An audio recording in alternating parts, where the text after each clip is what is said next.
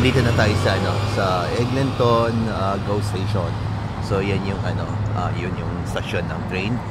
Actually ni-renovate nila yan kaya ang ganda na tingnan. Dati noon hindi masyado parang luma na. So ngayon ni-renovate nila. So tatawid tayo. Ayan, tawid na. So nagbabago na kasi yung system ngayon dito yung trend, parang yung aming premiere nagbumili ng napakaraming train. So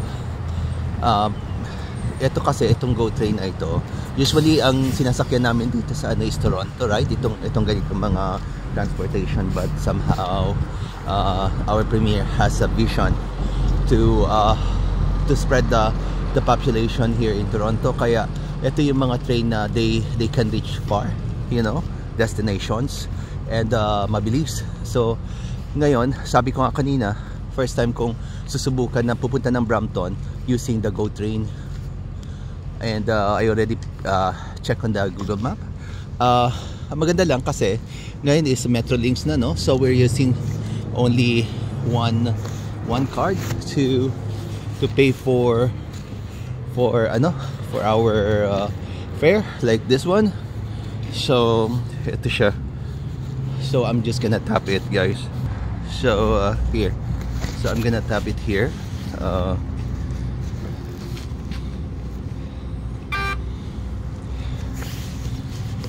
So may $50 akong sa aking Presto card. So itong Presto card na ito can be used to all the transportations dito sa Toronto or sa GTA, as long na coverage siya ng Metrolinx. Waiting na ngayon. I think 11 o'clock, 11:15, and right now it's 10:58. So we're gonna wait here for 16 minutes for the bus to come, for the train to come. Sorry guys. So ito yung platform niya. Yung that way actually it's going to the east, going all the way to Ajax and Pickering. So ito ngayon dito pupunta kami ng westbound. Sabi ko nga kanina, first time kong gagamit ng train going to Brampton. So pagdating namin sa downtown, yung pinaka-center ng station, we call it the Union Station. Doon we're gonna get off from the train and transfer to another train, this time going to Brampton. So based sa map na sinerch ko, we're getting off at Bramalea. So kaya nga kaya ako din document ito, kaya ko blinag. Kasi usually pag pupunta kami ng Brampton, usually I will take the bus, the TTC, yung regular namin na transportation dito, and then mag-connect ako going all the way to the end west of the TTC subway, and then get a bus para makarating ako doon sa Brampton. But this time I'm gonna use the train, which is very efficient kasi nga mas mabilis. So guys, just keep following me, and I hope you're watching my vlog. Ngayon ang weather dito is -10. We're talking about the degrees Celsius, not Fahrenheit. So it's a -10, -10. Kaya medyo, actually sa ganong temperature, malamig na. So you really have to bundle up kasi nga na pumapasok yung lamig talaga. So magkakasakit ka. So that's why I'm wearing the scarf, kasi masarap pag mainit yung neck mo So it add up to the heat distributing to your body. So yeah, so -10, pero ang kalaban mo talaga dito is yung yung wind chill, kasi pag once humangin, it will be lower than -10. So aakyat siya ng -15 minsan. So but okay lang naman guys. So ang pinaka worst na experience ko dito ng winter time, yung temperature is umano kami ng -30 noon. That was long time ago. Talaga namang there's a lot of people, actually not a lot of people, pero in the news maraming mga taong binawian ng buhay dahil sa sobrang lamig. So that was long time ago. Siguro we're talking about 15 years ago. Yeah. So guys, keep following me, okay? So guys, ayan na, parating na yung train namin. Ito siya. Usually, ginagamit ko na rin ito madalas pag pauwi ako ng pag nagmamadali ako. Pero sabi ko nga, gagamitin ko ito ngayon papuntang Brampton, which is outside medyo GTA na. So, yeah. So, maganda lang dito sa train na ito kasi yung mga upuan, malinis, saka wala masyadong sakay.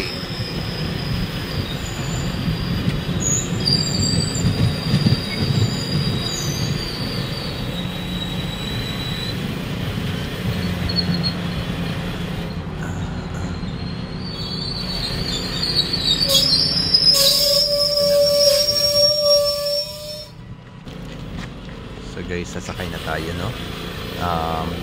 Siguro maganda siguro dito tayo sa taas kasi mas tahimik sa taas. Mas maganda ang view.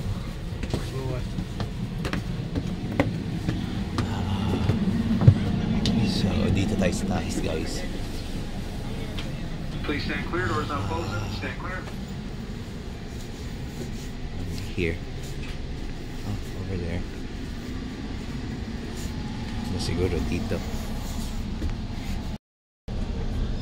So, ito lang maganda dito. Itong section na ito sa itaas, usually meron silang ano dito parang rules na you have to be quiet here kasi mga tao usually na sumasakay dito yung going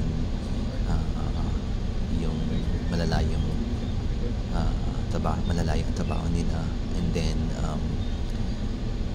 usually maaga yan, diba? Kaya hindi ka pwede masyado magingay dito. So may mga may mga ganon silang policy kasi pag pumasok ka dito sa train, unang-unang makikita yung nakasulat na please observe mo yung katahimikan dahil itong section na ito is para doon sa mga taong na gustong tahimik, may ginagawa.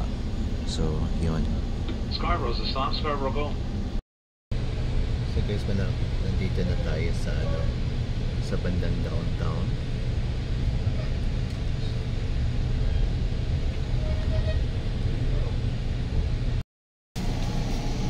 So guys, bababa na tayo, no?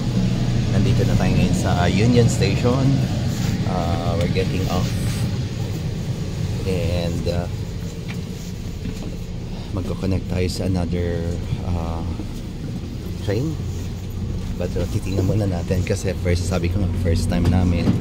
So titingnan natin kung ano yung ating sasakyan.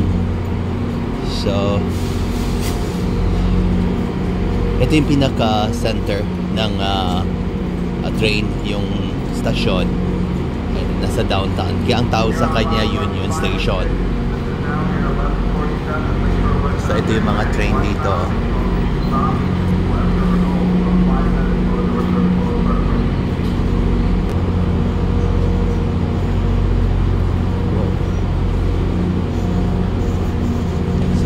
Tayo kasi nasa baba yung yung pinaka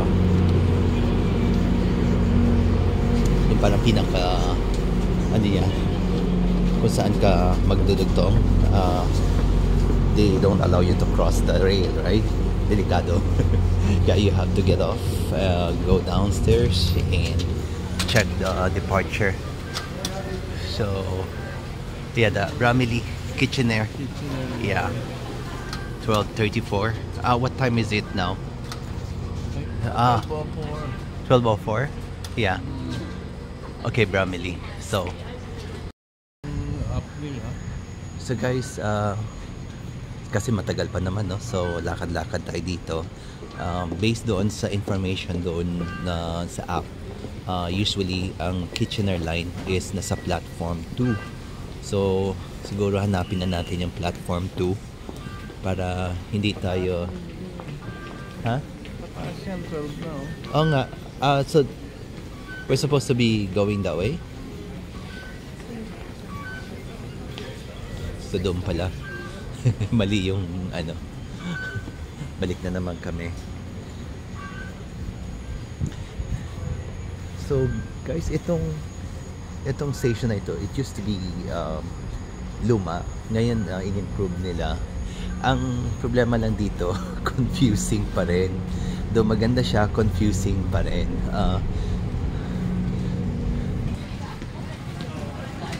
So like this one ang ganda niya. So ngayon nahanapin namin yung platform 2. So guys, we asked the security of some information if we are on the right platform, and they gave us information. It's really helpful. They are friendly. So yeah. So ito yung kanilang ngayon, station, newly renovated, and maraming mga medyo maluwag.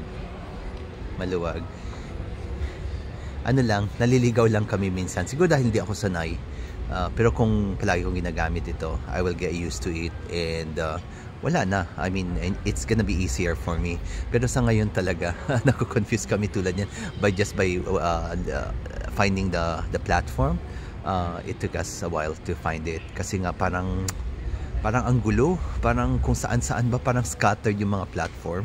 Guys, finally nag-pop up na on the screen kung ano yung platform, kasi we have to wait.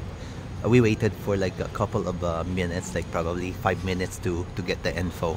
Now it says here in the KI 1204, which is the platform 7 and 8. So now we're going to that platform. Yeah, we're gonna take the elevator kasi yun. Actually, I prefer hagdanan, pero sige lang, elevator tayo ngayon. Pero what time? 12:04. Yeah, okay, so in a few minutes pala darating na.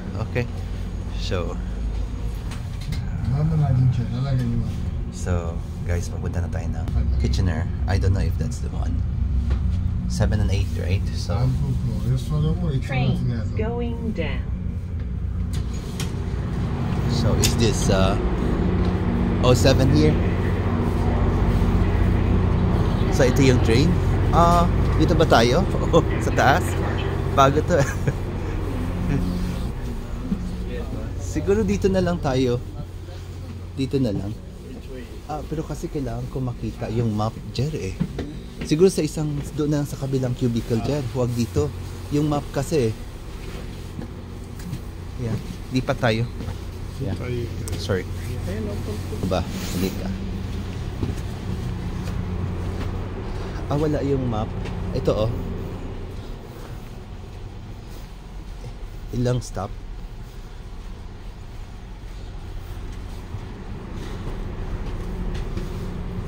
So yun Bloor 1, 2, 3, 4. Dito tayo bababa.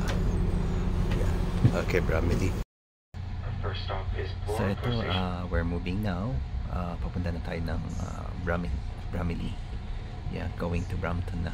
So moving na kami. So I'm excited to see the places, you know, yung mga dadaanan niya, mga places. So it kinda a little bit din, medyo may kalayuan din siya. Pero sige lang, kaysa yung nagbabas kami.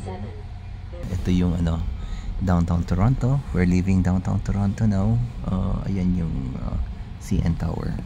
I don't know if you can see it from my video. Yeah. It's so funny kasi marami akong mga vlog about Toronto, but hindi kailanman di ako na yung tipong nawawalan ng excitement. Can you believe, guys, na I'm here for almost like I've been here for 23 years now. So hanggang ngayon hindi pa rin nawawala yung aking excitement, yung aking amazement about Toronto. Yeah, there's a lot of changes here now. Dumami ang population namin, karamihan kasi marami kasi pinapunta dito mga international student. So dumami ang populasyon at grabe din ang inflation ngayon. Actually, ang masasabi ko, ang Toronto ay not in a good state right now due to various factors like inflation, overheated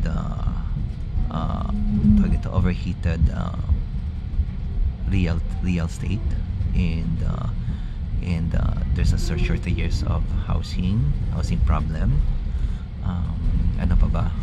Well, because of so many problems here right now, they're blaming our Prime Minister kasi to do resign. So I don't know who's gonna be the next, but I'm thinking probably, I have a feeling na it's gonna be Poilievre, the Conservative Party.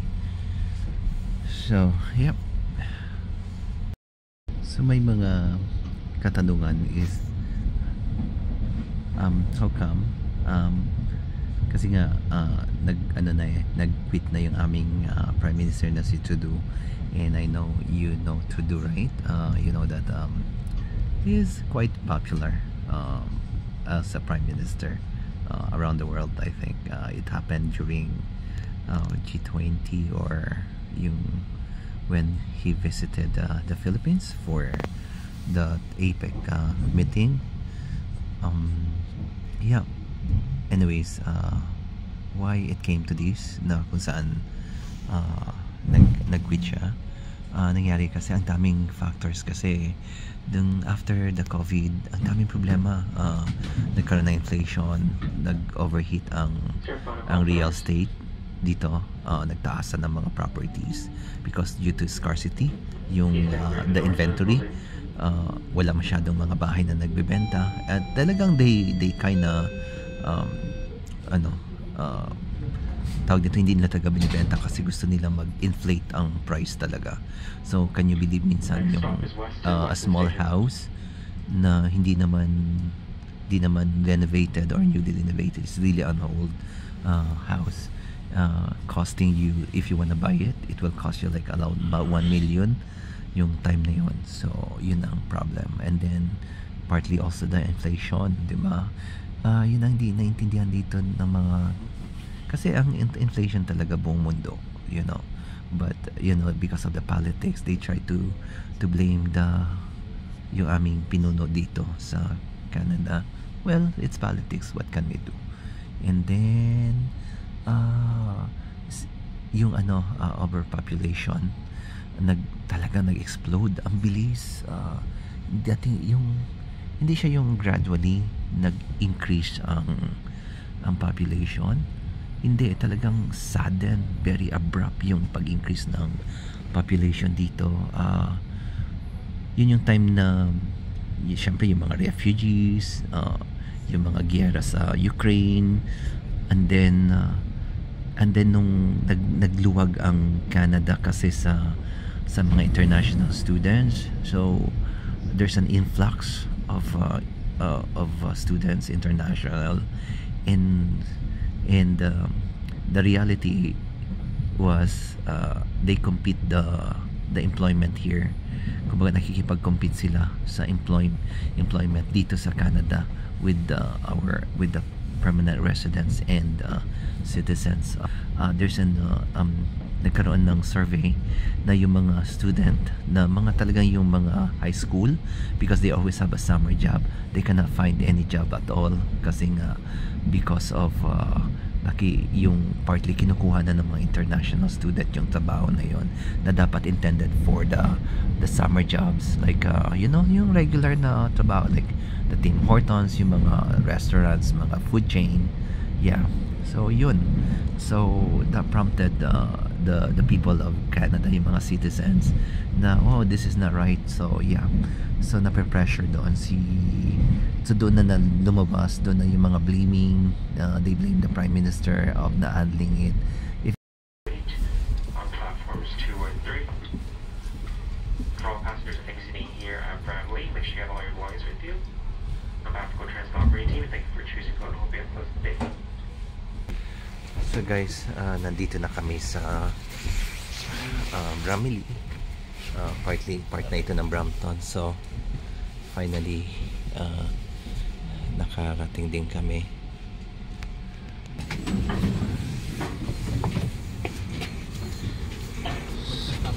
So yeah, we have to tap. Yeah, we need to tap. So dito na kami sa Bramalea. So nakarating na kami. So that train is out of service na. So if you're gonna keep going on, magko-connect us to another train. So you stay here and you wait for another train to arrive.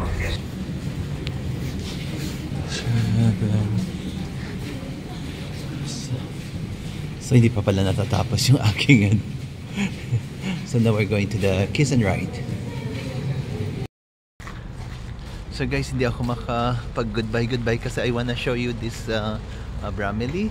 So yeah, ang ganda ng Bramalea station. So ito na naman ulit, mag-goodbye na naman ako ulit sa inyo.